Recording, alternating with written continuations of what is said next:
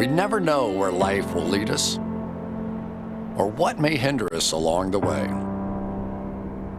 But while every day can feel like one big question mark, it doesn't have to. With the right insights, strategies, and solutions from Western and Southern Financial Group, together we can look ahead to leave the unknown behind. What's Pro Football Focus doing? Last week they had Brady. This week they got Brady. We're literally doing it differently from everybody else. As a matter of fact, moving forward from this point on, I will not make reference to PFF. Ready to get into it? Yeah. All right. We're going team by team. I would be very careful about slinging stuff. Am I going to get sued? We got legal on this? I like football season, and all the things that go with it.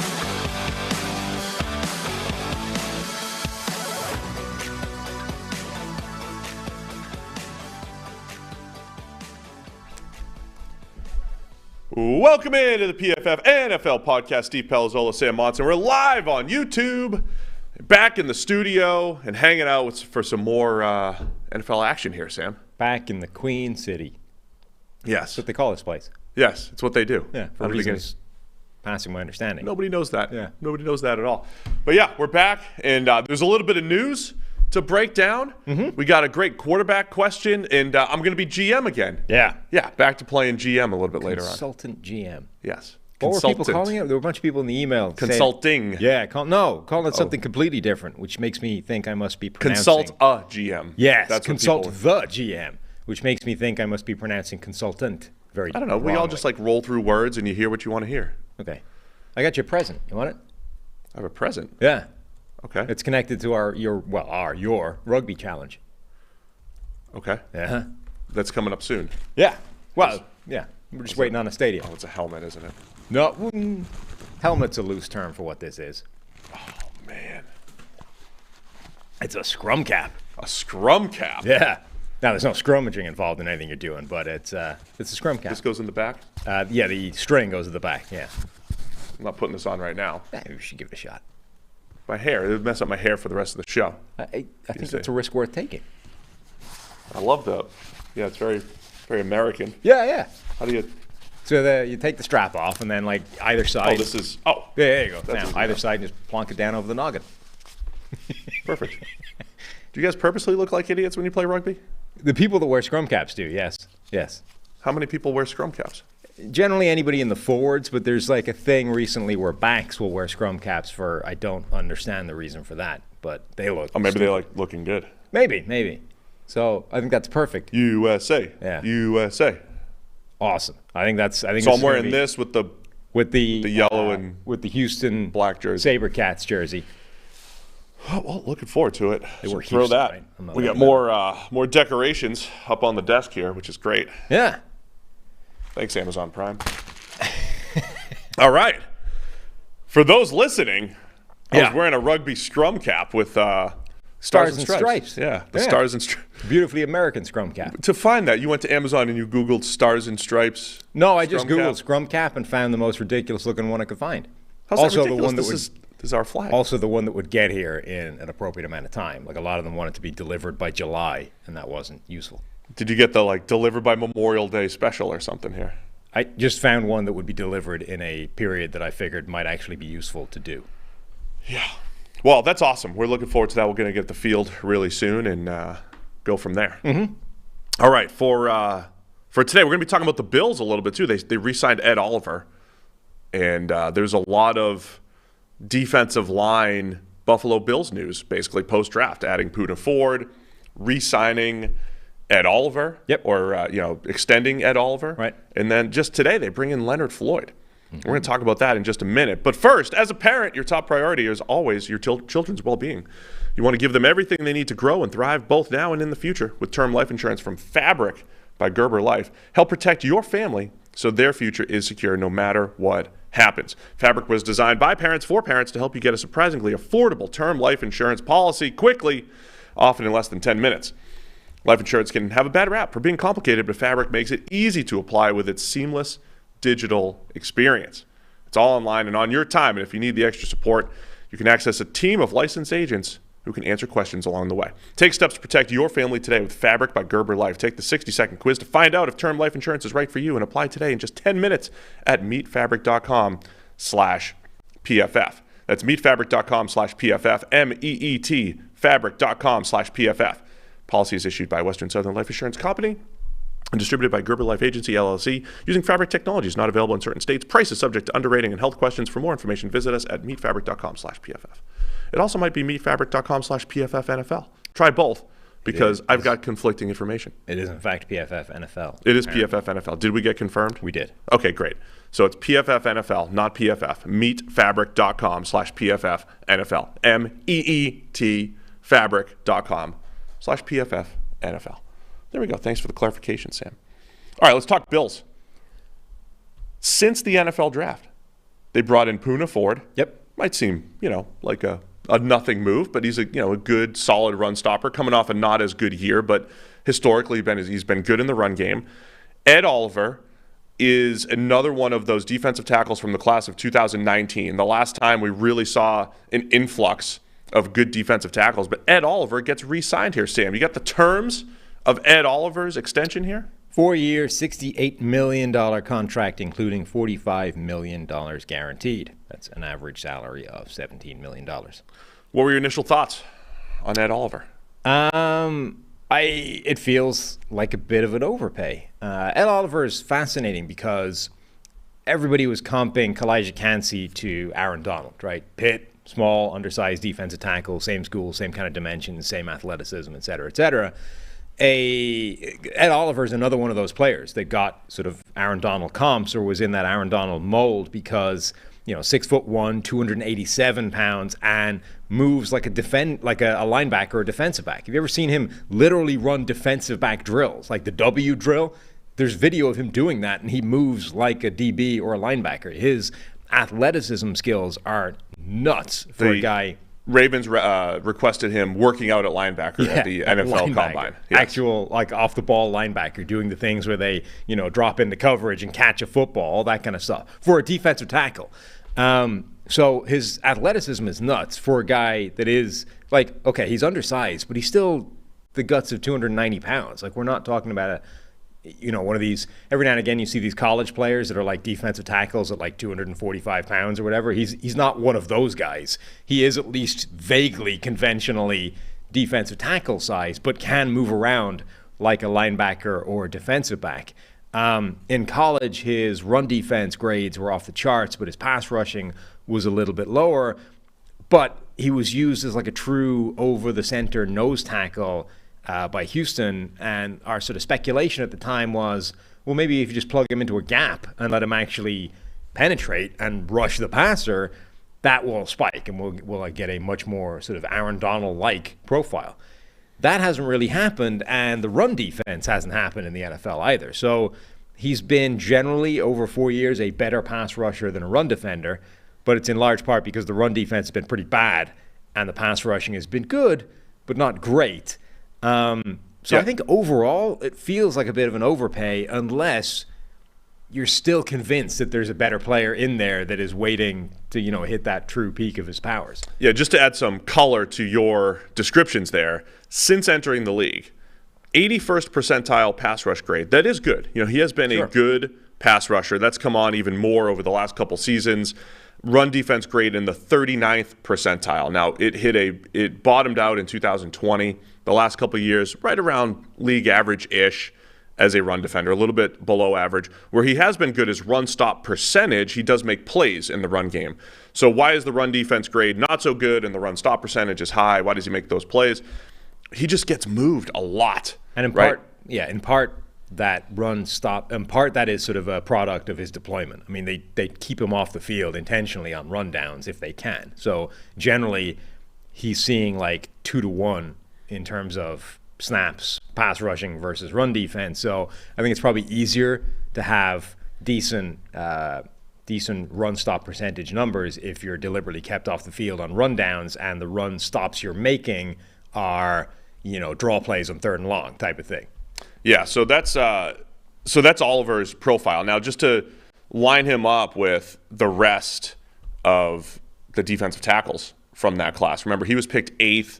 Quinnen Williams was picked 3rd. So Quinnen Williams, Jeffrey Simmons, Dexter Lawrence, and Christian Wilkins. Those are the other defensive tackles from the first round that have been, am I missing? I don't know if I'm missing someone off the top of my head, but those guys have all been really, really good. I mean, Ed Oliver, I think, is very clearly the 5th best of that group that I just listed as far as what they've done at the NFL level.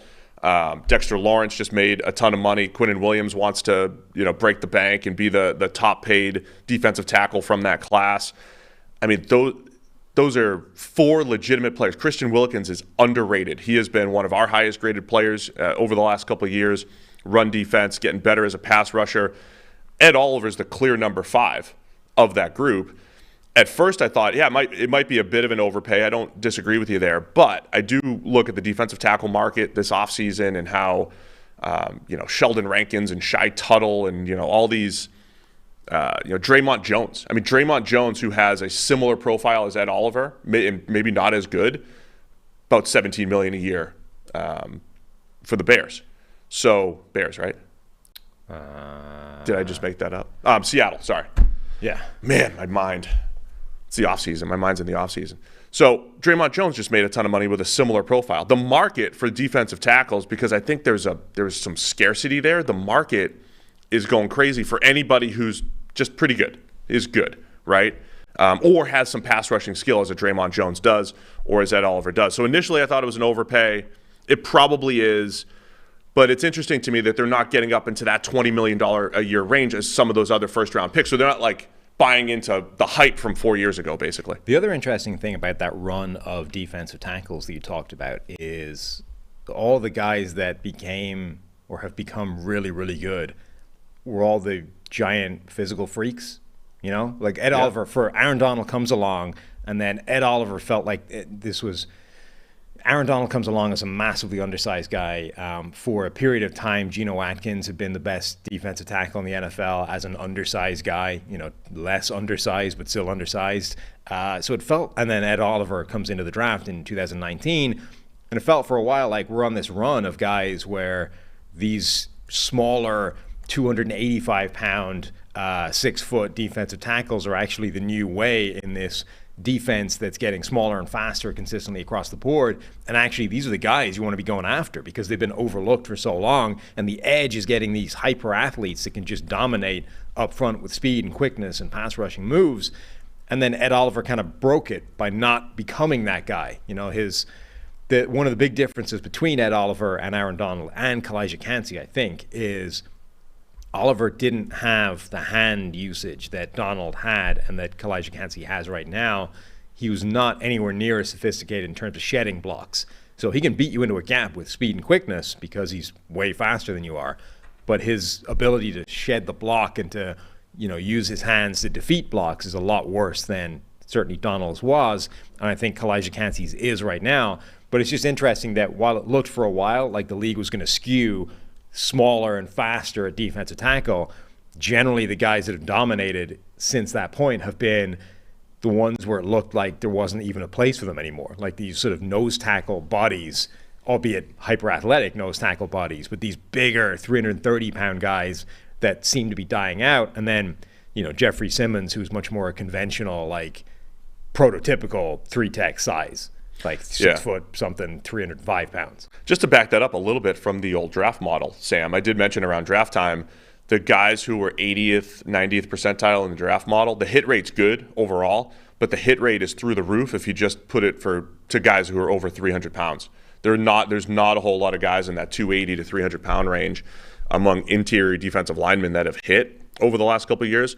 And honestly, Oliver's he's about a hit. I mean, he's been solid. Right. He fits in as solid you WAR can't call per him season. A bust. No, he's certainly not a bust. But that's what's interesting about the whole dynamic. A lot of times the former 8th overall pick who gets his 4 to 7 sacks per season or whatever is still going to sign a big contract, but he's not over there breaking the bank like some of the other guys, like you said, the 300-plus pounders who are really good all around. He's become defensive tackle Robert Ayers.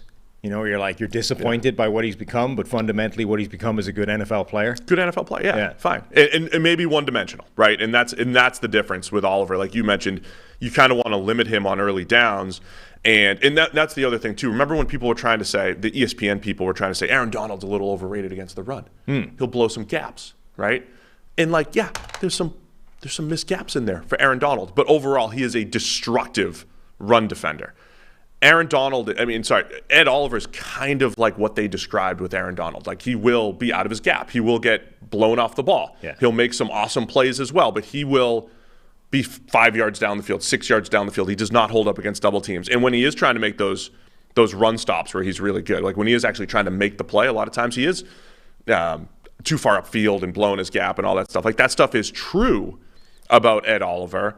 And then he's a good pass rusher. He's a good, not great pass rusher. He's also, so the Aaron Donald thing, one of the differences, again, is how they're deployed. Donald is on the field all the time. They don't take him off the field for rundowns, so he isn't defending the run in the same way as Ed Oliver. Like, the way that they use Ed Oliver actually pours gas on the fire of how bad he is against the run. Like, they've basically at this point said, you are a designated pass rusher. When you're on the field, penetrate, get into the backfield, go after the quarterback. And if it's a run play, now, okay, some of these are going to be telegraphed. It's not this simple. But generally that is going to mean he plays more towards the pass and the run, which is going to make him look worse against the run. Like, it's going to lead to a lot of those plays you're talking about where he shoots upfield, abandons his gap, and big run goes through, Okay, if he was playing like an even split, if he was playing the way Aaron Donald plays, like every down, he would presumably moderate his play more so that he's not doing that as much because you can't. Fair. I think that's all fair. So the other move here, so Ed Oliver, it's probably a little bit more than what he's produced, but it's not egregious. Yeah. I'm glad that they're not saying, he's got to make the Jeffrey Simmons and Dexter Lawrence money because they were all first rounders the same year. Right. So that part's at least good. That's true. They've stayed away from having to sort of match top of the market money for a guy that clearly doesn't deserve. Which happens sometimes, right? Which happens because of pedigree. The other thing, by the way, he's still only 25 years old. We are talking about somebody that is absolutely in the middle of his, not even in the middle of his prime, like approaching his prime. Good point, because I did actually want to mention that the last couple of years have been better. Yeah. For Ed Oliver, all around as well. Run defense, pass rush. He's starting to get a little bit better. Right. So there is something to maybe this next stretch will be his prime, and that's what we're banking on here. Mm-hmm. And then the other move is signing Leonard Floyd, who had been released by the Rams, had been on the market for since getting released. He went through free agency. Nobody signed him or anything, and I think it's a solid move. Look, these are moves made in April, May, and June, post-draft or whatever, are not the difference between Super Bowl and divisional loss, but you just start stacking up solid moves, and I think that's what the Bills are doing here. Floyd has a history of being a good run defender on the edge, and he's another solid pass rusher, right? And I do think the Rams overpaid him a couple of years ago because he had his big 10-sack season where the pass rush grade looked exactly like all of his previous seasons, and you could almost predict the regression of his sack totals. But just in 2021, he was the number 15 most valuable edge defender during the Super Bowl run. And then last year dropped off, had his worst year since 2017. So I struggle with these guys sometimes, Sam. Like when you're in year 6, 7 in your career and you hit a dip, as Leonard Floyd did last year, does that mean, okay, it's over? Right. Or do you buy back, do you buy low and say, hey, let's get him back to that solid player that he was, because he's got a pretty good history of just being solid. Right. I haven't seen money on this one, but it's a one-year deal, so I'm assuming it's not a ton. But this is just adding options, really. Like, you look at their defensive front now, and you've got Von Miller, who's still working his way back from injury. Who knows if he'll be ready for week 1 or how much of the season he'll last, but is a pretty integral part of that defense. Ed Oliver, Poona Ford has been added, Daquan Jones, Jordan Phillips has been brought back. Then you got the young guys, Gregory Rousseau, AJ Epinesa, Boogie Basham.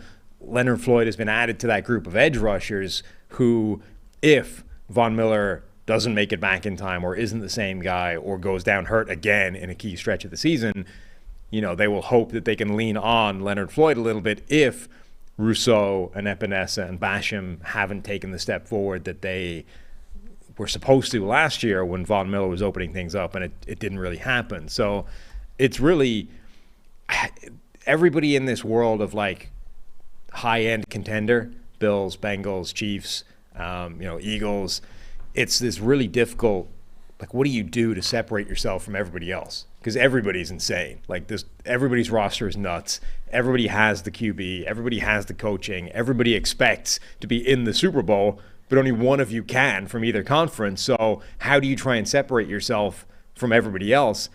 And I think the only conclusion you can come to is just keep adding options and depth until it reaches a point where it's having a negative effect on your future ability to do that. I also don't know if this is by design or not, but Leonard Floyd adds another body type. So, the way it's not even another body type. It's like another Gregory Rousseau body type. But the same way I mentioned how the Chiefs have guys that could play defensive tackle, they could play edge. They've got a big, long Charles Omenihu now. You've got a Chris Jones that can line up everywhere. The Bills now have, super long pass rushers in Gregory Rousseau and Leonard Floyd. We know they have the undersized Ed Oliver. You've got Von Miller when he's healthy. Just different players.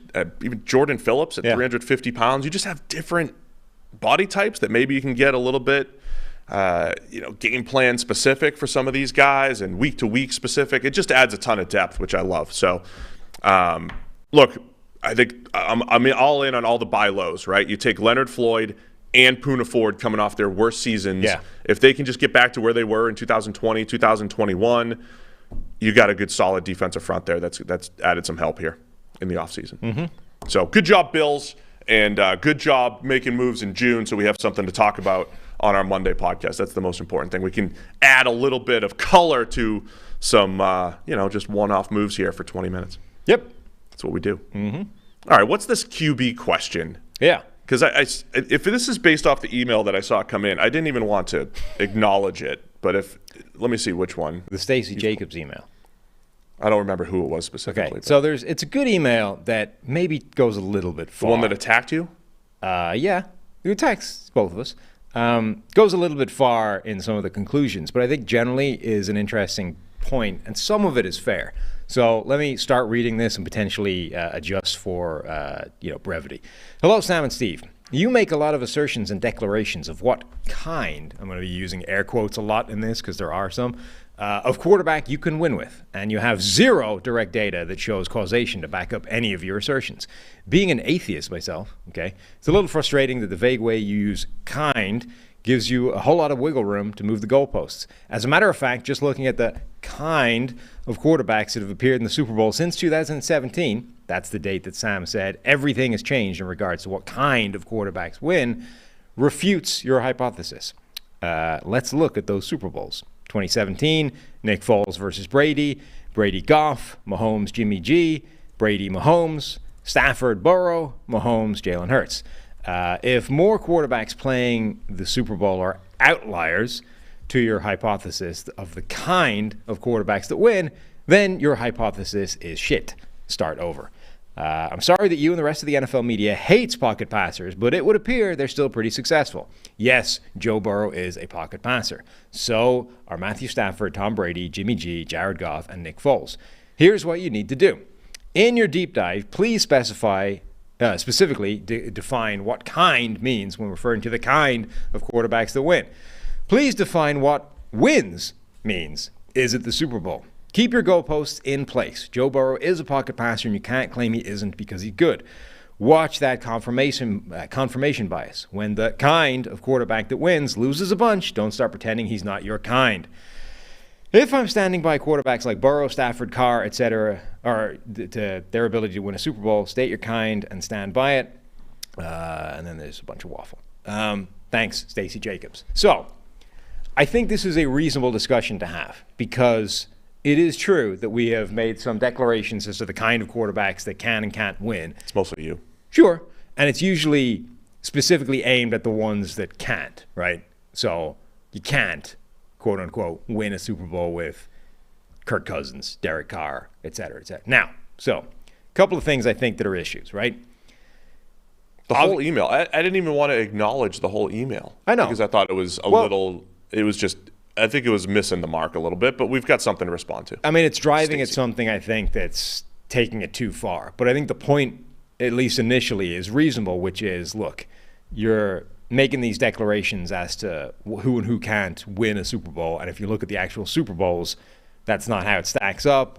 And then there's a discussion to be had about pocket passers relative to these athletic quarterbacks where the league seems to be trending at the moment. So the first point I think that is a problem is obviously everybody's goal, theoretically, is to win the Super Bowl, right? So we have this zero-sum game where if you win the Super Bowl, you got it right. If you don't win the Super Bowl, you got it wrong. And only one of those teams gets that every given year. So number one, Tom Brady skews everything, right? And always has throughout his entire career. Yes. If you're looking at anything, most of the Super Bowls contain Tom Brady. So if you're trying to make analysis based off who was in the Super Bowl, immediately your analysis trend is going to be wrecked by the one guy that's in most of them. Can we start with that point then? Well, I got a connected one that you can start with. Okay. The second point is, and I've made this point throughout entirety, is anytime your argument is sort of like, let's look at the Super Bowl winners, and that's how you decide what can and can't happen, it's just a bunk way of working anything. Now, limiting it to 2017 is a reasonable start, because my usual point is the game is so different. If you go back 10 years, you can't pull anything meaningful from watching 2007 games relative to games right now. I know 2007 is not 10 years from 2023, but you get my point. You go back far enough, the game is so different, it's so hard to try and act like it's adjusting for era in the Super Bowls. We know you have to adjust for era in the NFL, but then when it comes to Super Bowls, we conveniently forget that and go, oh, if you just look at all the quarterbacks that did whatever in the Super Bowl, you can't win. So that generally doesn't work. And then two, if you do limit it to 2017 and start working from there, now you're dealing with a sample size of 6, which just is pointless. Like a sample size of 6 is irrelevant for anything. Yeah. So the entire premise is difficult when you're starting with this idea of let's see who can and can't win a Super Bowl based off who has made the Super Bowl. All right, so let's unpack some of this stuff here. Let's just start during the Tom Brady era. Okay. In the NFL. So he enters the league in 2000. He becomes a starter in 2001. The Patriots go from a 5-win team to winning the Super Bowl in 2001. Defense or not, Tom Brady's a big part of that, right? So since 2001, between 2001 and 2022, Tom Brady wins 7 as the starting quarterback. Mahomes has 2. Peyton Manning has 2. Drew Brees and Aaron Rodgers each have 1 apiece. If you said since 2001, who are the elite quarterbacks in the NFL, it's that group. Right, it's pretty clearly that group in their own tier of quarterback. They win 13 out of 22 Super Bowls. That's 59%, right? So this happens in recruiting a lot. When people that work in the recruiting industry, and you see these articles every year where it's like, this year, half the first rounders were 3-star players. And it's like, yeah, but you're pulling from a pool of thousands. The other half were, say, 4 or 5-star players. You're pulling from a pool of hundreds, and there's only like 35 stars every year. And overall, they do well for a group of 30 players. That's the elite quarterbacks, right? When elite quarterbacks have won 59% of the last 22 Super Bowls, that's a pretty strong number. Because some people, well, what about the other 40%? There's 40% of non-elite quarterbacks that have won. And that's what most teams have. But yeah, when 5 quarterbacks win 59% of the Super Bowls, the elite quarterback is the obvious cheat code. And this probably goes, and it goes back to, hey, Joe Montana as the quarterback of the 49ers. And then you'd say, well, the Dolphins had Dan Marino. Yeah, and they didn't win any. That's still the best strategy. The best strategy back in the 80s was still having Dan Marino and building around him and having the elite quarterback. So that's like the starting point of when we talk about kinds and types and all that stuff, the kind is elite no matter what they do. Right. And then if you want to say, okay, what is their style? I mean, their style is win from the pocket, but also win everywhere. Yeah. Like all those guys, Rodgers and Brees and Brady, like they don't all look the same in how they play, but they all are the best. Yeah, I think this email is conflating 2 different points that we've been making. Number one, your starting point, as you say, has to be, I need an elite quarterback. Like, I want Patrick Mahomes or the next Patrick Mahomes. And if I can't have that guy, I want the closest thing to him. And then the further away from Patrick Mahomes you get, the harder it is to win the Super Bowl, essentially. Like, that's basically the very simple crayons version of what every team in the NFL is doing right now. Can we agree on that? Yes. Like, you want Patrick Mahomes, and if you don't have Patrick Mahomes, the further away from him you are, at the most important position in the game, the harder it is going to be to win a Super Bowl. Particularly now, and the idea of 2017 being the time that changes everything, yes, because that's when these guys start to come into the NFL. But like the more in the last couple of years, this is only being magnified because now, even if Mahomes doesn't make the Super Bowl, Joe Burrow will, or Josh Allen will, or like there's so many of these guys now. So if you're going to make that run, if you're going to be the team that makes it, it's so hard right now because of just the quality that stands in front of you. And then the second part, so the first part is that's your starting point, and that starts to raise questions about players like Kirk Cousins, Derek Carr, Dak Prescott, guys that are clearly a step below that level. How big a step is up for debate, but we can all agree that none of those guys are in the Patrick Mahomes bracket of quarterbacks, right? The second point, I think, which has been lumped together with this one, but is a different one, is has there been a shift in the style of quarterback that is now the modern prototype, right? And before, for years it was Tom Brady and Peyton Manning were the two best quarterbacks in the NFL. They were both relatively immobile pocket passers. Therefore, that was the prototype. That's what everybody wanted, right? But this has always been cyclical. Like we talked before about when we did that oral history of the Joe Montana versus Steve Young thing. When Montana first came on the scene, when you watch those games, you would hear every single game of his early career, somebody, John Madden or whoever the commentator was, would start talking about what a miracle it was that this guy could scramble a little bit. And then Joe Montana was an order of magnitude worse in terms of athleticism and mobility than Steve Young, who came into the NFL, essentially took his job later on. And then even Steve Young is an order of magnitude behind the likes of Lamar Jackson, right? There's a whole scale of this, but even Joe Montana kind of started that whole trend again of we need scramblers, we need guys that can move around. And then Brett Favre, that was part of his sales pitch as well. He would scramble around. Steve Young, obviously, like that became in vogue, and then it swung back towards the Brady and Peyton Manning guys because they were the best. It goes in cycles, right? So we may have just got out of this era of Brady Manning, and now the best quarterbacks are Mahomes, Josh Allen, Joe Burrow. And yes, Joe Burrow is a pocket passer, but he's also of the Joe Montana, hey, look at him scramble around a bit. Yeah, I mean, he's still more pocket passer than runaround guy, of course, obviously. That's part of the point of the email. But he's also a significantly more mobile quarterback than Brady and Manning, right? So I think my only point that I think I've made with those guys is if you're Peyton Manning or Tom Brady, like the elite of the elite, any style works, right? But we have reached a point where I think the window to hit, if you're looking at a draft prospect who comes into the NFL and you're like, this guy cannot move. He is stuck in the pocket. He is a statue back there. He brings zero athleticism, like in a negative degree of athleticism. That's our prospect here. He needs to be so good now at everything else to offset that. Yeah. So, and we've seen that in recent years. There have been a few of those guys come into the league, and it's like, that guy cannot move. Carson Strong from Nevada. Fantastic in the pocket, could not move, and he's now playing in one of the spring leagues, or was last time I saw. You can make the same point about Kirk Cousins, that I know he outran Zach Allen one time, but Kirk Cousins isn't going to do anything with his legs. Right. Which is fine. Like, you could still win with a Kirk Cousins-style quarterback. He just has to play because the margin for error is different. Yeah. So he has to play at a Brady, Peyton, Breeze type of level consistently, which he doesn't. Right. But my overall point now is that I think we have reached a point where the prototype for an elite quarterback involves some form of athleticism. That the thing that we've done before with the draft stuff, or that everybody does in the summer and the offseason, it's like build the perfect quarterback. It's got Mahomes' arms, it's got Josh Allen's size, all that kind of crap. That now contains some level of athleticism in a way that it didn't necessarily before. So I'm going to take a slightly different, gray area approach to this. I mean, yeah, we shouldn't be making declarations that, it's you got to have a pocket passer, you have to have a mobile quarterback.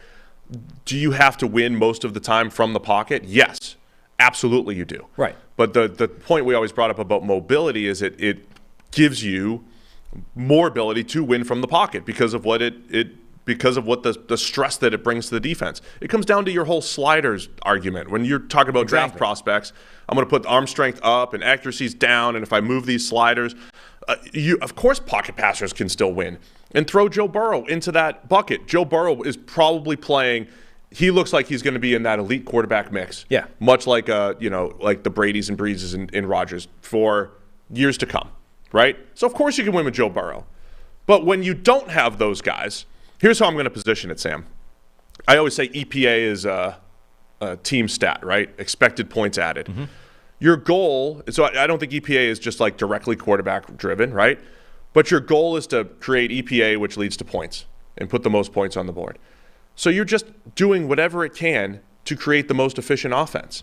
And if you have a guy that's a 99, for lack of a better, Madden term, in pocket presence and accuracy and decision making like Brady or Peyton, that's fine. Use that. But when a guy's only a 90 or an 88 or an 85 or an 80, you have to pull from somewhere else to get that EPA number for your team higher. You have to steal yards with your legs like Daniel Jones did last year. You have to build your run game around the quarterback's running ability like a Jalen Hurts did last year to get your offense to play at a high level. So it just comes down to that. I don't think there's a type or a style or anything. It's just if you look and you say, this guy's not Brady, Peyton, Breeze, then he better have something else. Because if he plays like those guys and not at their level, it's not going to work. Just like if a guy is only a runner and he can't hit a pass, that's not going to work either. The sliders is a good it's a good thing to bring up, I think, because for anyone that doesn't remember, this theory I had is that, look, when you're talking about a guy that's sufficiently deficient in one of these areas, he's got to be amazing at two of the other ones, right? So I had this three-pronged approach of arm strength, accuracy, and then decisions and anticipation when you're throwing the ball. And the theory is if you are bad at any one of those things... Using crayon. Yeah. If the slider is way down on any one of those things, it's got to be way up on the other two. Otherwise, it's not going to work. And if you're bad at two of them, you have basically no shot of working at the NFL. So that's the way this theory started off. And I was actually thinking relatively recently that you now need to add a fourth slider to this. Like you now need to add athleticism, mobility to that group. And if you're going to stink from an athleticism standpoint, you need to be maxed out at basically the other ones, right? And I think that's now forced its way into that conversation. So I think that's a good way of putting it, that it's not that you cannot win without athleticism. Tom Brady was still successful at 45 years old right up until the end. You can obviously still win with that, but your default starting position should now be I want that because it's important. And if I don't have it, I need to have the guy really, really good at the other stuff to offset that. The other element in all this, right, is it's hyperbole, right? We're going to be talking about can't, can, as these definitive statements, when clearly if you've listened to the show for any period of time, you will know that we are well aware of the folly of making definitive statements like that. Like Nick Foles won a Super Bowl, for God's sake. Of course you can win a Super Bowl with basically any quarterback if the stars align and everything goes in your direction. But that required Nick Foles having two of the most insane postseason performances of all time to happen. What we're talking about here is the distribution of outcomes, right? If you go into a single season with Kirk Cousins as your quarterback, what are your chances of winning a Super Bowl? And my suggestion to that would be pretty minimal. It can happen, obviously, but is it likely to happen? No. Yeah, so I'm going to take time to go back through the outliers then, right? If we say that since 2001, 13 Super Bowls have been won by elite quarterbacks, 7 by Tom Brady, who again skews all the numbers. Right. It goes back to your original point. We shouldn't start with, well, here's what all Super Bowl winners do. All you have to do is X.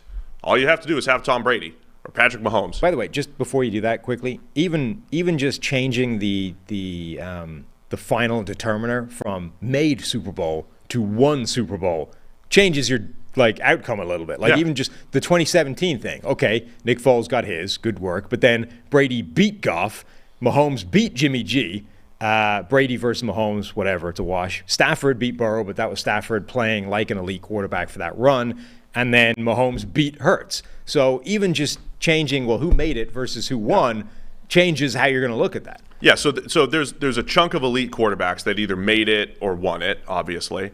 The Stafford one's a good example, right? Because there was a point way back when we started podcasting just a little bit, 2012 and 13, there was a point in the NFL where in 2011, the Giants won it, and in 2012, the Ravens won it. And then the talking point became, we were doing this back then, you just need a guy capable of going on a run. Yeah. I mean, good luck figuring it out. Like, could you have figured Joe Flacco going on a run? No. Joe Flacco was a good NFL quarterback. He was in the middle of his worst season in 2012. The offensive coordinator got fired. Both Joe Flacco and Eli Manning probably don't see a second contract if they don't go on the run that they went to win a Super Bowl. And Eli, they're both good NFL quarterbacks. Eli was a good NFL quarterback. And for 2 years, 2011 and 12, he was like top 5. Ridiculous. He was unbelievable under pressure. And for Flacco, for about 10 games, 6 in the regular season and 4 in the playoffs, was outstanding in the 2012 run. You could put Stafford kind of into that bucket. I think Stafford has been a better quarterback over the course of his career. We've done this exercise a lot, like rank the quarterbacks of the last 15 years in the era. And Stafford's right around 10 to 12. That's just where he is. You're not going to put him above Ben Roethlisberger. You're not going to put him above Matt Ryan still in their primes. But Stafford went on a run the same way a Flacco or an Eli did. So there's a chunk of quarterbacks who did that. There's a Foles, who's a massive outlier, went on a 2-game run, but also was saddled with probably the best team in the NFL that year, all-around team with the Eagles, right? I mean, there's Cam Newton was another went on a run guy. If we're honest about Cam Newton's career, he was just like an Eli, or he's better than Flacco, but he's kind of like an Eli, maybe a touch better. He was a good NFL quarterback. He was fine. He had 1 year of elite play, and they went to the Super Bowl. So, yeah, I mean, you can first off, we shouldn't just use Super Bowl winners.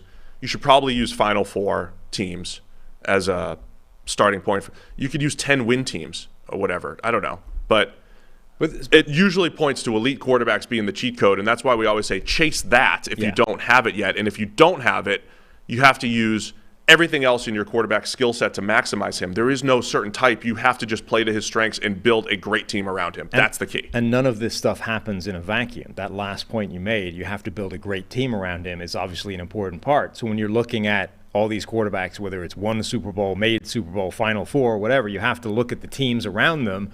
You know, Jared Goff, Matthew Stafford, Sean McVay's Rams team built around those guys. Like, these are important factors that you have to look at, but it muddies the picture, like, which is the whole point in all this. Like, that's why the basic point, if you're the back of a napkin version of this, is you want Patrick Mahomes.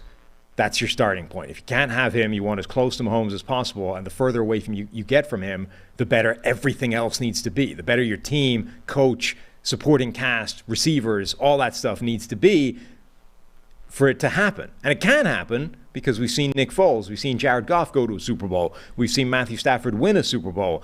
It's obviously possible, but it means like the chances of it happening, like the odds you're shooting with are much smaller. Whereas if you have Patrick Mahomes, you can still do all that other stuff. You can still construct the greatest roster of all time around him. And if you do, that team becomes almost unstoppable. Like, the point is, it's just you start from that you're born on third base, like metaphor. Like, if you have Patrick Mahomes as your quarterback, you start the season on third base, and all you got to do is like not screw it up and get home, right? Whereas all these other teams, if you're starting with wherever your quarterback is, somewhere below that, if you're starting with Kirk Cousins, Dak Prescott, Jared Goff, or further down the list, like these Kenny Pickett, right? You can still win a Super Bowl. It's possible for pretty much anybody. But now, not only are you not starting on third base, you're like down 5 runs in the 9th inning. Like, it's possible to win from there. It's just a hell of a lot harder. So I just to circle back to this. Are you not a little bit impressed by my baseball analogy? It's very good. There? It's very good. They were actually sound. They worked. Yeah. Third base, and you get a down in the 9th. Yeah. Yeah. It's really good. Right. See, and it added to the baseball talk. Yeah, but it's good. 16-20. Look at us. We had some. Do we add to the rugby talk? We had my. Oh, yeah, we got it. Don't worry. My skull cap here. Scrum cap. What is it? Scrum cap. Scrum cap. Scully. They call it Scully. No. Scrummy? Do you call it a scrummy? No. Good. So I mean, so this is isn't this the impetus for a lot of our analysis here? Like, isn't this why we sit there around draft time and just say, like, just draft a bunch of quarterbacks? Because if you even look at tier 2 quarterbacks, so of the last 20 years, I think Big Ben and Russell Wilson have been tier 2 quarterbacks, below the elite quarterbacks. They've got 5 Super Bowl appearances between the two of them, and won 3. They're tier 2 quarterbacks. So if you just add tier 1 quarterbacks, the elites, and you add the tier 2 quarterbacks, Matt Ryan has a Super Bowl appearance, like, that's a big chunk of your Super Bowls. And it's by top 8 to 10 quarterbacks. That's why when Matthew Stafford wins a Super Bowl, like, we don't have to show up the next day and be like, is he a Hall of Famer?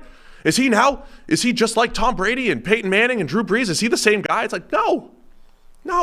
He went on a good run. He's a tier 2 quarterback right now in this era, and he had a nice run for the Super Bowl. He's not a Hall of Famer. That's okay. Like, those guys win Super Bowls. It happens. It's fine. You don't have to put him in the Hall of Fame. The last point, I think, to make on all this, so I think our main point is, look, anything can happen, generally. We've always been saying that. But for sake of concise, conversation and simple statements, we use hyperbole a bit more and say you can win with these guys, you can't win with these guys, or at least it's a hell of a lot harder. The second point to make, or the last point to make, is I assume Stacy is a woman. Maybe I'm getting that wrong. Could be, it's one of those androgynous names, right? Could be either, theoretically. But let's assume she's female for the moment. Just say Stacy. Okay, Stacy. Don't need to make any assumptions. You're right. That's Either foolish. way. You're right. Sensible point. Stacy has said that we've used basically zero data to back up any of these assertions one way or the other, which is, I think, a fair point.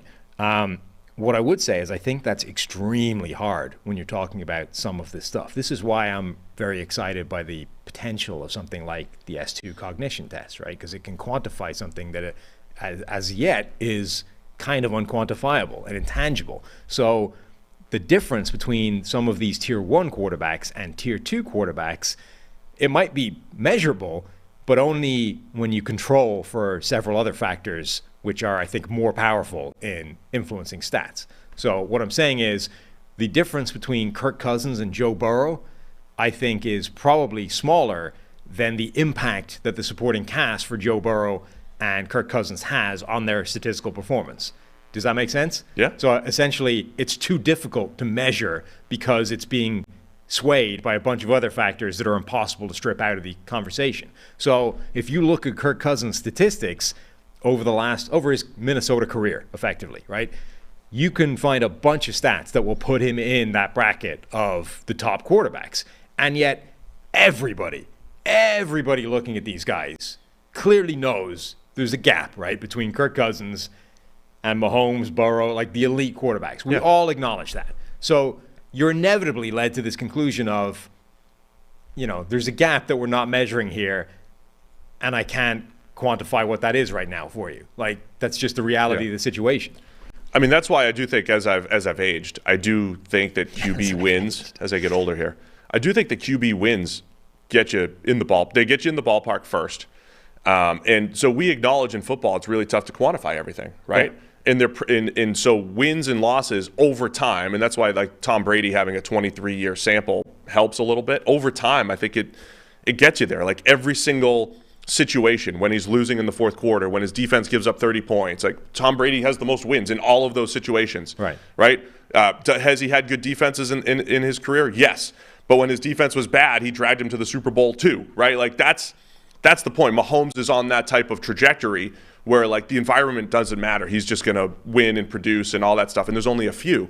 And somebody in the chat mentioned, like, why would you mention Rodgers and Breeze as elite when they only had one each and Roethlisberger had 2 rings? Because I just watch their careers. Like, Rodgers and Breeze were better quarterbacks than Big Ben. And Big Ben's first Super Bowl win in 2005, that was the year they wouldn't let him throw over 25 times. They beat the Seahawks. Like, in one of the worst Super Bowls ever. Things happened that year. Hines Ward had the biggest play. Antoine Randall, right, had like a 50-yard touchdown in that game. In the whole season, Big Ben was a passenger. That's what he was for a great defense. Was he? And he was better, but Big Ben was a better quarterback the second half of his career than he was in the first half. Did he win? This is irrelevant to your point, but did he win Super Bowl MVP that game? even though he was I don't awful? think so. I think who would have? It was a receiver, right? Wasn't it? Was it Randall Might L. or have been Hines Randall Ward L. that got it? Yeah.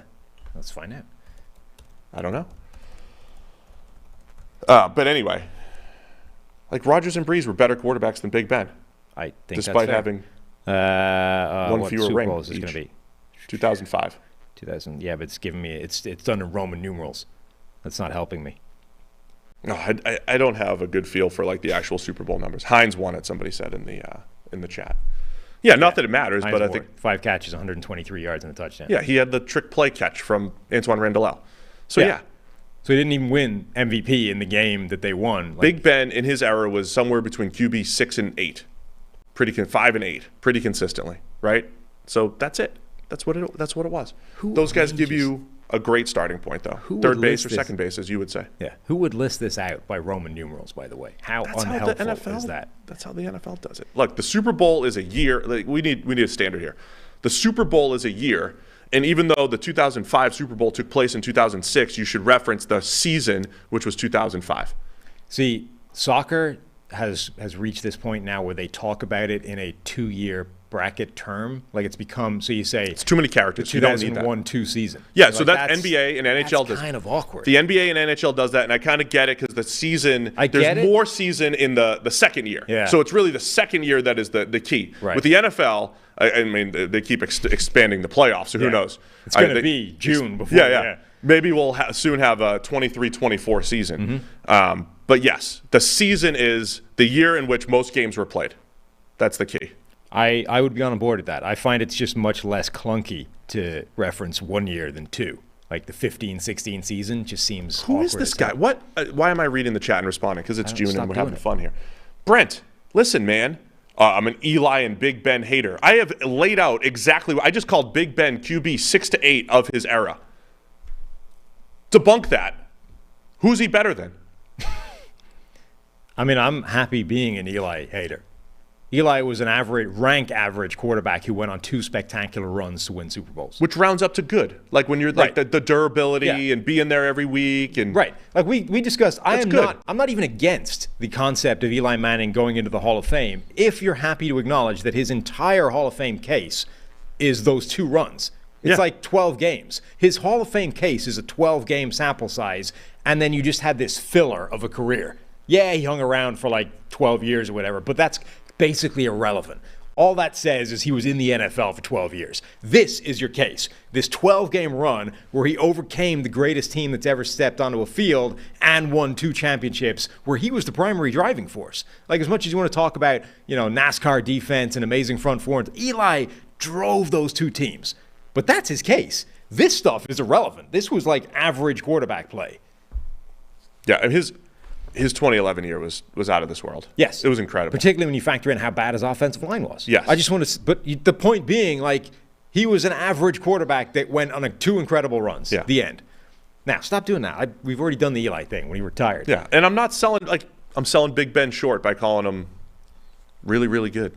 Yeah. Awesome. He's a Hall of Famer. People have lost, top 10 now is an insult to people. Big Ben's a Hall of Famer.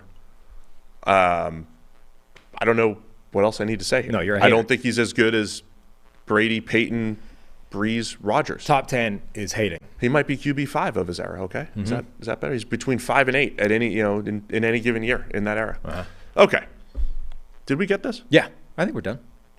I think we've talked our points out. We've addressed concerns. And we've stopped short of going where I think this email was really driving at, which I think was kind of insane. It was driving at some ridiculous stuff. That's why I never wanted to acknowledge it, and it turned into a 40-minute segment. But the points on up top, I think, were fair, and I think we've covered them reasonably well. Yeah. And, a lot of people, I'm sure, will be mad at us, which is how you've done the good job. Yeah. And I think I'm going to stay consistent going forward, which is you're going to strive to get a top 4 quarterback or in the top 8. You want to get a top 8 to 10 quarterback as much as possible. Correct. And those quarterbacks are going to come in all shapes and sizes in today's NFL.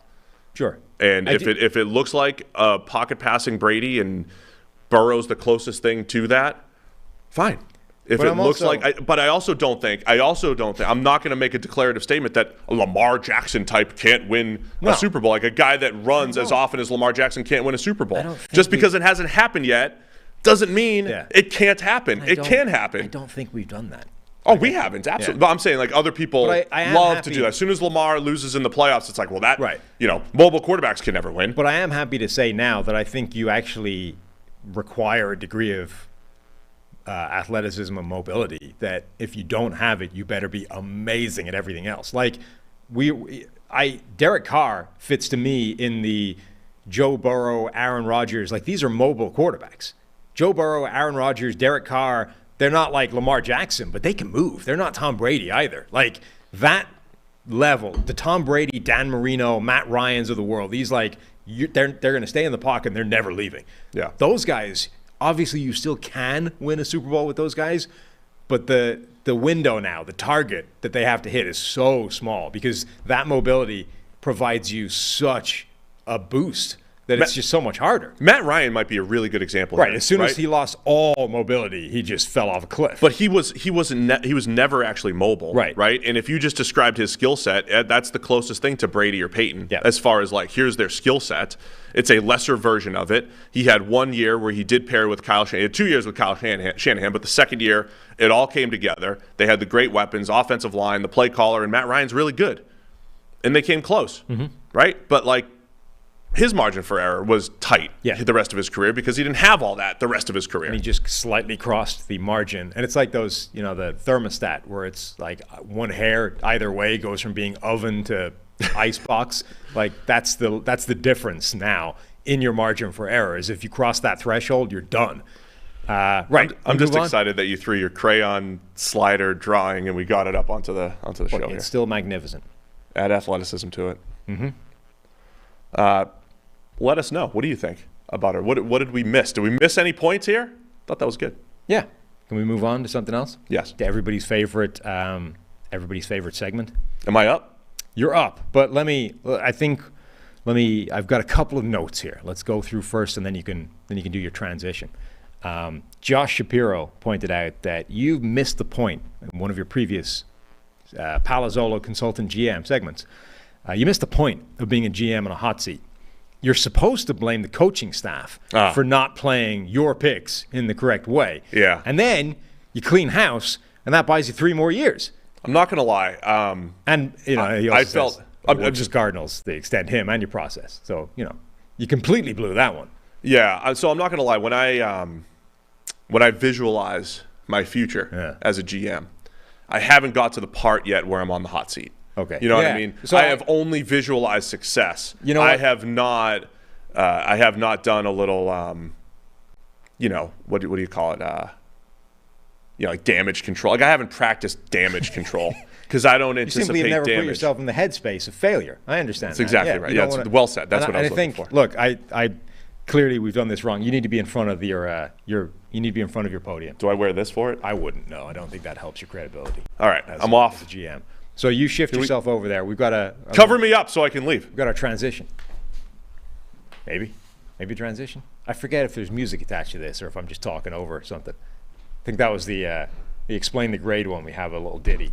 Now, so yes, I think it's fair to say that you will simply never put yourself in the headspace of contemplating failure. I've not. Which is a winner's mentality. I think that's fair. Thank you. Now, Austin Putz pointed out that our GM segments to date have been a little too focused on you being the GM as opposed to providing a consultation service as a GM, which was the theory behind all this in the first place, right? You took Austin's question. This is what you took, Austin's question? I just took Austin that. has a lot of suggestions. No, I just took that. I just took that part. He sent a lot of emails, and that's the one part of them that I've taken. I'm actually going to read somebody else's question, but the concept being that this is a chance to fix that, which is we have skewed a little bit away from the general premise of this conversation, which is Palazzolo consultant GM, not Palazzolo actual GM. So this email is in from Richard Roberts. Dear Steve Palazzolo, consultant GM. The model works. We made a deep playoff run with a young team last year, and we have the resources to keep the roster together in the near future. We're looking at least 2 years of Super Bowl contention before a few low-resource years to build up capital again. Unfortunately, we did so well last year that our coaching staff was gutted. We still have our non-play-calling head coach, but we lost our coordinator so late in the process that all of the high-ticket names have already been hired. How are you going to find coordinators who can take advantage of our Super Bowl window? Calculated risk and patience got us a great roster, but the clock is ticking, and a bad coaching hire could waste the chance. So this is Rich, the GM, and I'm just going to consult for him? Correct. Okay. So this isn't my team, and I'm not at a press conference right now. We're in the boardroom. Well, you're consultant GM. You're on the hot seat. They might put you up there in front of the mics as a buck passing exercise, a deflection device. So Rich is using my model as well. Like, he's Correct. really taking my consulting services to heart. Right. It's a long-term deal you've got worked out with Rich. Well, I'm going to start by just bringing this to the table. Rich, players win championships, okay? Players play, coaches coach. We all know that. We've got the foundation. We've got the players, and it's good that things have worked out as a starting point. But the players are the most important thing. So the premise here, Sam, if I'm understanding, there's no coaches left to hire? Your coordinators have been picked away from your roster. You have a non-play calling head coach who remains. Yes. And this is clearly, like, you made such a deep Super Bowl run or such a deep playoff run that all of the top names got snagged already. Well, it's a little vague, right? It's a little vague to give an answer here because I don't have names and people, and I don't know what it looks like internally, but I'm promoting from within.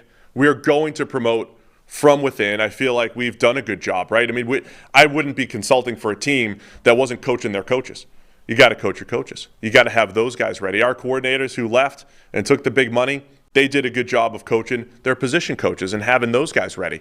And you know what? We have a collaborative game plan process, I'm assuming, with this team that I'm consulting for. We collaborate. And we're not a coordinator name. We're not reliant on our coordinators. We're a team. So we've coached our coaches. We're going to be able to promote from within. Now, if for some reason we don't have those good candidates, now we're going to start looking to pluck from somewhere else. So we're probably going to call the Rams. We're going to bring in Zach Robinson. We're going to bring him in. He's probably not on our team right now. We're going to bring Zach Robinson in because I know him, and I'm going to hire my friends. That's what I would do. I'd hire my friends because that's what GMs do. They say, okay, I need a spot. Who do I know? Not that many people. Let's call Zach because Zach's going to be over here. He might run offense and defense for me because, as I said before, I would hire Zach to be a defensive consultant as well. So Zach will probably be there. I'll try to pluck Bobby Slowick over from Houston because I know him as well. And it's really important when you're in positions of power that you call your friends. You call friends and you get them jobs as well, and that's how we're going to backfill our coaching staff. Nice. Good work. You want a second one? We have a second question. Yeah, I'm ready for others. By the way, realistically, the other piece of that would be if you are looking for coaches, and I haven't looked into this a ton. I mean, if you are looking for other coaches, I think you're looking at position coaches and groups that have overachieved. So you have to have your database of coaches around the league, and like the linebacker coach whose linebackers always perform, that type of thing. I think you're starting to look for those types of people, and then it really is relationships and connections because you're looking for leaders. You really aren't just looking for play callers. You're looking for leaders, and a lot of that stuff is, it's vague. This is a vague answer because it's a vague process. You have to understand who those leaders are around the league. Okay. So I had to get serious for a moment. No, it's fine. We got a second question in. This one from Colton Carey. Sent us a very nice message up top about how we'd been there whilst he and his wife and newborn went through some health problems, blah, blah, blah. My question is for Steve as a consultant GM. How would you handle the T. Higgins contract situation in Cincinnati? He's allegedly been in talks for a new deal this offseason at the same time as Burrow and Jamar Chase will undoubtedly be entering into contract negotiations as well. There's been a lot of talk about whether the Bengals will have the cap space to continue to have the types of teams that contend for Super Bowls if a significant portion of the salary cap is dedicated to just 3 players. And we've seen great quarterbacks have a lot of success with wide receivers who are getting paid a lot less than Higgins and Chase will be demanding. However, it seems like the Bengals front office is committed to all 3 guys long term, as evidenced by their willingness to let several impending free agents walk earlier this offseason, as well as their propensity to draft defensive players with all their day 1 and day 2 draft picks over the last couple of years. Do you agree with the Bengals strategy to keep all 3 of these players long term, and specifically keep T. Higgins long term, as obviously nobody is questioning whether you bring back Burrow and Chase? Or, like your assistant GM, me, has previously suggested, would you be looking to explore other options outside of re-signing T. Higgins long-term, either looking to trade him or play out his current contract with a potential franchise tag or let him walk? Thanks again. Okay, so that's a great question. What I would suggest, my consulting of to Duke Tobin over in Cincinnati, my answer would be this. First off, you want to know what his trade market would be. It is important to know. I'm not saying you're dangling him or anything, but you want to have an idea. Are you getting 2 firsts? Are you getting a first? Are you getting a first and a second? Are you just is it just a first and a third? What do people want out of T. Higgins? The other thing that I would say, as long as T. Higgins is in Cincinnati, I think his trade value could go through the roof, right? Like, we're talking about him for a first-round pick, in part because Jamar Chase got hurt last year and T. Higgins stepped up. That is important for 2 reasons for the Bengals. It's good that they have a wide receiver 1 at 1B, basically, behind Jamar Chase. If Chase gets hurt, Higgins can step up. And it also proved his value. So when I think long-term for T. Higgins, how about 3 years? Can you keep him, or can you structure a contract where he's getting paid for pretty much for 3 years? Maybe you can move on from him after the 3-year period, and then you just kind of alter the Burrow contract and the Jamar Chase contract so that the cap hits are just spread out during those times. Maybe Burrow and Chase are taking a little bit less from a cap hit standpoint in their early years while Higgins is on the roster. But I think it's doable. The risk isn't having 3 big contracts necessarily. It's 3 big contracts all at QB and wide receiver, right? The Chiefs have done this they had Patrick Mahomes, they had Chris Jones, and they had Frank Clark, right? 3 huge contracts, but 2 of them were on the defensive line. Nobody would question if it was Mahomes and Tyreek Hill and Travis Kelce. So I don't think we need to question that. It just makes your margin for error across the rest of the roster a little bit tighter. So I would say let's try to keep T. Higgins. Let's know the trade market, and let's try to anticipate if that trade market gets higher and higher, there might be a time to trade him. Because as the Bengals with Joe Burrow at quarterback, we're going to make T. Higgins' value probably even higher as we go here. So I'm going to try to keep him. I think we're going to try to keep him for at least 2 to 3 years. I'll be willing to trade him if the right offers come along. We're definitely building around Burrow and Chase. And then, we're going to make all those other mitigating moves across the defensive line and in the secondary in places where we might not be able to bring in a big ticket free agent or have a big re-signing. We're going to make sure that those positions are young and strong. And, oh, by the way, we'll keep drafting receivers. I like what they did last year. Bring in a Charlie Jones. Bring in Eusebius from Princeton. Keep drafting wide receivers so that you do have a backup plan for T. Higgins. If you're going to be a dynasty, Sam, if you're going to be a dynasty like the Patriots, I never want my playmakers to be, pulling my quarterback down. I always want to put Joe Burrow in best position to succeed, so you always have to make sure that they're strong. Higgins and Chase for at least 2 to 3 more years. All right. NFL podcast at PFF.com is where to send the emails if you have questions for Palazzolo, Consultant GM. Put Consultant GM in the title so that we can identify them. That was Steve as GM, but what about your fantasy GM? The player that you benched in fantasy football just went off with Best Ball on DraftKings. You get the best of your team all season long. This year, Best Ball on DraftKings is bigger and better than ever with $10 million in guaranteed cash prizes up for grabs. Join DraftKings' biggest Best Ball contest today and get your first entry back in DraftKings dollars as soon as the draft is finished. Enter DraftKings Best Ball Millionaire Contest and snake your draft team for the season. Each week, you'll automatically rack up points from all your top scorers. No ads, drops, or trades. Team with the most points at the end of the season will have a shot to take home $1 million top prize. Head to DraftKings app and sign up with the code PFF.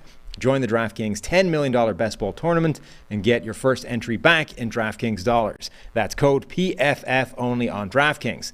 Gambling problem, call 1-800-GAMBLER, 1 per customer. Opt-in required with $10 entry fee. Bonus issued as 10 DK dollars.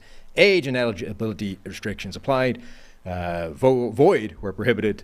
See DraftKings.com/promotions for details. Ends July 14th, 2023. Well done. Thank you. Good work.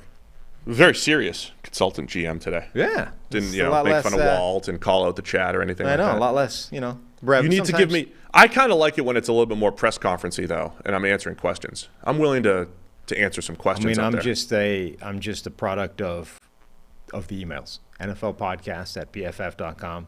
You send me emails, I read them out. Yeah, and I'll do follow-up questions from the crowd.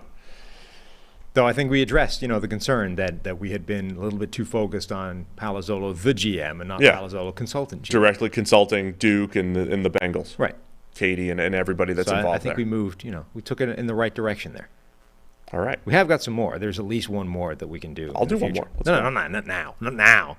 Don't go too. Yeah, the don't future. go too. Yeah, okay. don't go too. I like that. I mean, I like being on the hot seat there. But like the coach question, that's a tough one. How are you going to hire coaches? I don't know. It's a challenge. Your team's getting picked apart. How do you find coaches? Things have been successful. These are the follies. Yeah, you have to have the running list of coaches that you're looking at going forward. I like the way you settled though on just hiring the people you knew.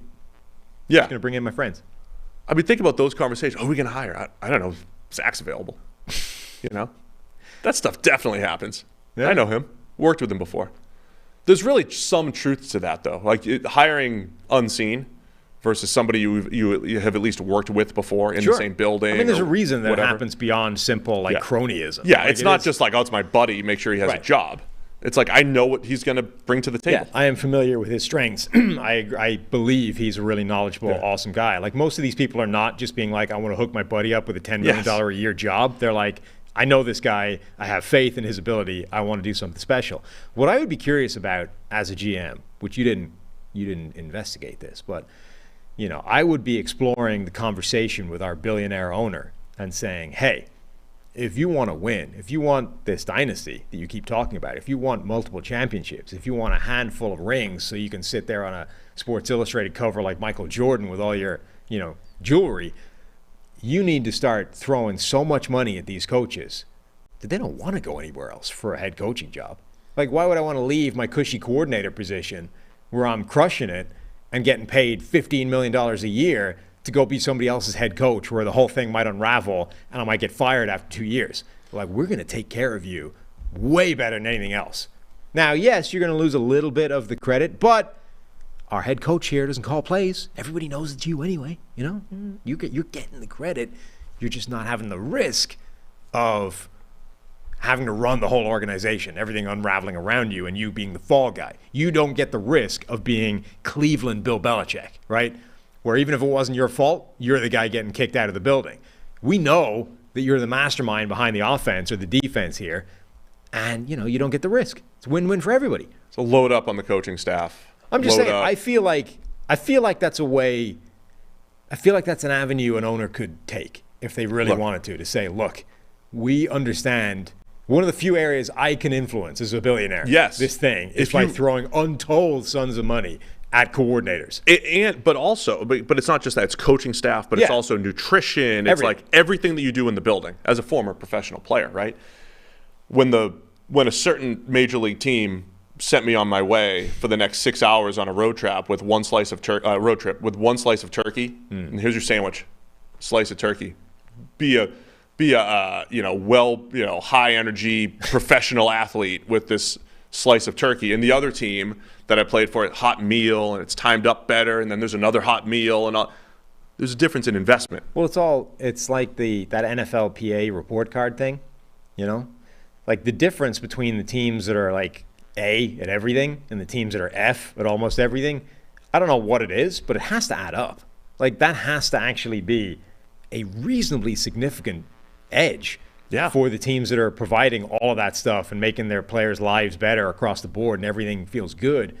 And the teams that are like what was it? The Cardinals one was reported as like walking across the weight room was seen as a health and safety hazard. Like, again, I don't know what percentage that is over a 17-game season, but it feels like it at least moves the needle. Like it registers on the seismograph there. I would have everybody thinks they've got the best strength and conditioning, but I would make sure that we have the best strength and conditioning. So that's one area I think you can invest, and that's where, the Vikings ownership, however you kind of question their commitment to winning, they were one of the top teams in that. If not, they were second, I think, overall. The Dallas Cowboys was really high in that. So, Brad was talking about, for all the talk of Jerry Jones just wanting to win, they don't necessarily give the contracts out that they spend cash to make that happen. But they were really high on that stuff. So he does spend, there's money being spent. But the other area, I think, is the coaching staff. Like, again, you go back in time when Nate Tice, our friend of the show, when his dad was coaching the Vikings and one of his coaches got picked off somewhere, they wouldn't let him hire a replacement. Like, you had to get someone to double up, like be a coordinator and something else, because they wouldn't give him the budget to go and hire a new coach. Like, that's one end of the extreme. The other end is to go, we're gonna pay our coordinators more than head coaching gigs that they would get elsewhere and convince them to stay around because that's how you win championships. If you knew you had the right guys, right? If you absolutely knew you had the right guys, then. But like if you had, and you're gonna you have to battle obviously ambition. You know, like these guys want to be head coaches because they want. So you'd have to sell them on that idea of, look, the guy in charge is a figurehead, but you're already getting the credit. We're going to make sure they know that you're the mastermind behind the defense or the offense or whatever. But like, could you keep a D'Amico Ryans around by paying, like, I'm going to double your salary. You're going to get paid more than you would if you went to be the head coach of Houston, and you don't risk the whole thing careering into a ditch because somebody else is buying the groceries for you, or, you know, something else in the building is bad and you can't change it. You know, the setup here is good. We were in the Super Bowl last year. We're going to stay around. We're going to win 5 championships together. Everybody's going to be great.